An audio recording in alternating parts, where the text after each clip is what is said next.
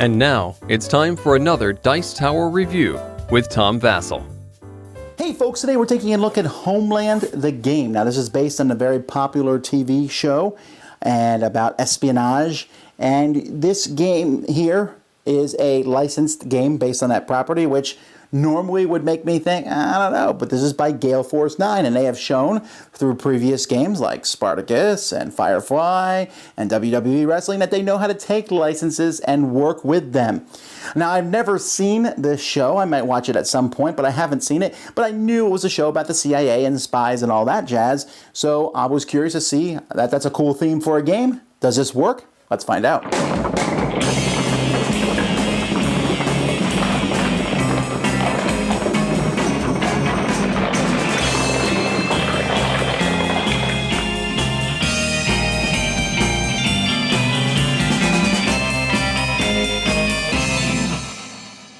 In this game, at the beginning, everyone's going to be given an agenda, secretly. Also, there's one more than number of players, so that's out. So it's possible that you're never quite sure who anyone is. Most players will get loyal agents, some will become political opportunists, and some will be the terrorist mole. Now, as the game goes by, you're going to be placing tokens either on this side of the board and or on the other side of the board here on the agency side. Now, if this terrorist track fills all the way to the top, then the terrorists win. If nobody is the terrorist mole, then everyone loses. If someone's a terrorist mole, they win instantly. Otherwise, if the agency one gets all the way to the top, then each player is going to get points. As the game goes by, players are going to be collecting different types of points. So they're going to be getting political clout, and they're going to get rep tokens. And at the end of the game, loyal agents are going to get victory points for every rep token they have. And political opportunists will get points for each political capital token that they have, the clout tokens. And you also get victory points from a couple other things, and then every player is going to try to guess secretly who they think the mole is, and if they get that correct, they win. And the terrorist mole themselves can still win if the terrorist track is high enough and nobody else guesses correctly who the mole is. Now what's going to happen over this game is in each round we're going to have some of these cards that are placed on the board. These are made up of two different cards. To put out a card, you simply draw a plot card, which will have an impact from 1 to 3 on it. You'll draw an organization card, which tells you how dangerous that organization is, and it tells you what threat level. This one's severe, so it starts in the severe row. Now, this is going to show you the difficulty is at 2. This number here, the impact, is going to show you how many tokens that will add to either the terrorist side of the board or to the agency side of the board. Each player is going to have handfuls, or a small hand, of impact cards. And these cards are red, which are bad, and blue, which are good. And then there's a few yellows, which do different things that players will have over the course of the game. Players are also going to have cards that show what color they are. And so they might be the lead in a certain case. So each turn, you're going to put some more of these out, equal to the number of players, and then players are going to start working on the different cases on the board. On your turn, you have 2 actions you must do, and then optional actions. An action you must do is you must take the lead on one of these cases that does not have a lead. So as the game goes by, different agents are going to be the case lead on different cases. Then you must add intel cards, 2 of them, to the board, and only 1 of them can be to your case. So you have 3 cards in your hand. If you have 2 red cards and 1 blue card, you have to play a bad card. If you have all 3 red cards, you have to play 2 bad cards. And you can tell players and say, oh, I wish I was playing good cards, but no one knows for sure because you play your cards face down and they go here on the case lead. Each of these are going to start with a card on them also, so there's always a random card that's on them. So those are the 2 things a player must do. Players also will have soldiers and they will have agents. Agents count as a +1 blue for any case they're on, and they also let you look at the plot card. The plot card will tell you how difficult something is to do, and it gives you any bad fallout, and it tells you the impact, which is usually the same here, but there are some of these which are diversion attacks, and the impact is 0 even if it says 1, 2, or 3 on the other side.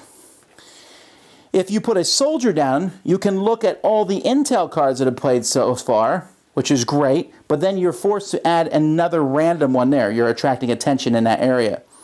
If you have 2 soldiers on any one of these cards, and any player has an asset card in play, they can call a drone strike, which will just blow that whole thing out. It's gone completely. It won't score points for the bad guys or the good guys. So these are just optional actions you can take. You can also take one thing on your turn. So you can take a free agent, a free soldier, or you can spend 3 tokens, and you're going to be getting these tokens, I'll explain those in a minute, to buy an asset card. Asset cards will start at the end of the game. They're worth victory points. They give you special abilities, but there are ways that they can be burned and you can lose them as time goes by, so you can keep your assets hidden and not reveal them until you want to use them. Hidden assets are often very safe.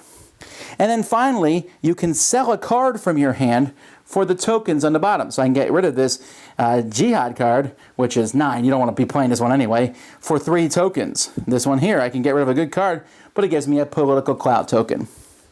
Now, after all players have taken their turn, we'll go to the next phase and we'll go on and on. But after each phase, we're going to any one case or one situation that's up in the imminent section. All the ones that are up there are going to be dealt with. You're going to turn them over and you're going to see. So for example, this one here. This is Guerrilla Dissidents. We turn it over and we find that it's a dirty bomb. So we look here, we flip the whole card over and we find that this here is a total of 8. I need 8 to stop this from happening. So we then count up all the intel cards that are on it. Red ones will add to that number, make it higher, and the blue ones will go for it, and these will do other things. Each agent that you put out also adds +1 to your total. If the blue total exceeds the red total, then we will add this many tokens to the agent side. Otherwise, you add them to the terrorist side. If the blue side wins, there's an advantage here. Whoever's the lead investigator gets a soldier. Hooray! If they don't, though, there's fallout. Here, the case lead must discard a soldier or burn an asset. They have to kill one of their assets or lose a soldier, and it's a case lead will have to do that. So as time goes by, you're going to be fighting and arguing over who's going to do different cases. You're going to have to let some bad ones get through because you're not going to be able to stop them. And after all these imminent ones are dealt with, you then will move up each case here on the board. You'll put out some new cases, depending on the number of players, and you'll start another round. The game will end when one of the tracks is finished, and I've already told you how victory points are scored. That's Homeland, the game. Once again, I feel like Gale Force 9 has done an excellent job at taking a licensed theme and making it work. Now, I don't know all the characters in this show, but I do know the basis that this is founded upon. And I guess I should say that there's a possibility that some people might have a tough time with this game, because it does talk about terrorist attacks and things, and it's possible that maybe that's something you've dealt with, and I can certainly understand some people being turned off by the theme. But beyond that, it is very intriguing, and I love just how the different things come to life, and the way those cards fit together is really cool, on how on one side you're adding the 2 numbers and you flip it over and you put the good cards one side, the bad cards. It's just so easy to deal with how the game works. It flows very smoothly. Yeah, there's lots of cards and there's lots of pieces, but essentially you're adding good things and adding bad things. Now, I also like how there are 3 different groups. The terrorist mole, obviously, he's just trying to ruin everything for everybody. The other guys, though, the political capitalist, he wants the terrorists to lose. But every time a terrorist attack succeeds, everybody gets political capital. Everyone does, because, you know, something blows up, of course, the government's going to start sending more money to the spy agencies.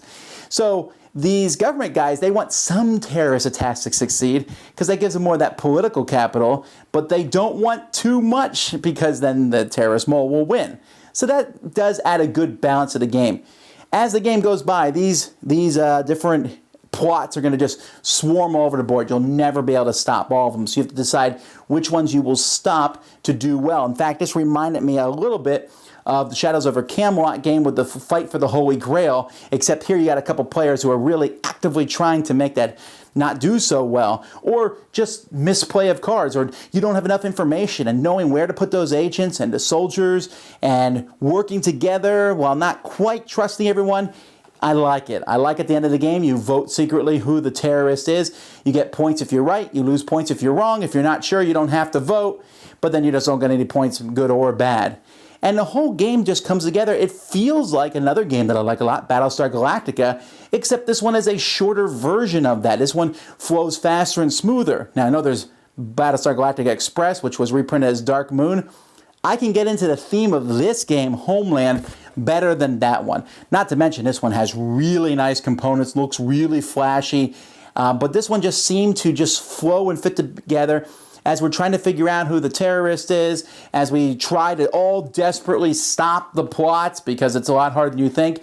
But just playing the cards, when you reveal the cards, you shuffle them first, so you're never sure who played what, and there's 2 bad cards in the mix, and you know only one randomly bad one was done, and then someone will say, look, I was forced to play a bad card in that spot. It's good. There's a lot of laughing and joking and accusing of each other. It doesn't overstay its welcome. I think this is a good game, Homeland. Dice Tower Judgment, approved!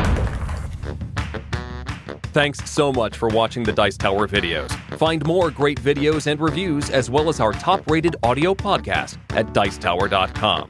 You can also find other great shows at Dicetowernetwork.com. I'm Eric Summerer, and you've been watching The Dice Tower. The Dice Tower is sponsored by Cool Stuff Inc., where you can find great games for great prices. Cool stuff in stock. Check them out at CoolStuffInc.com. Shut the door!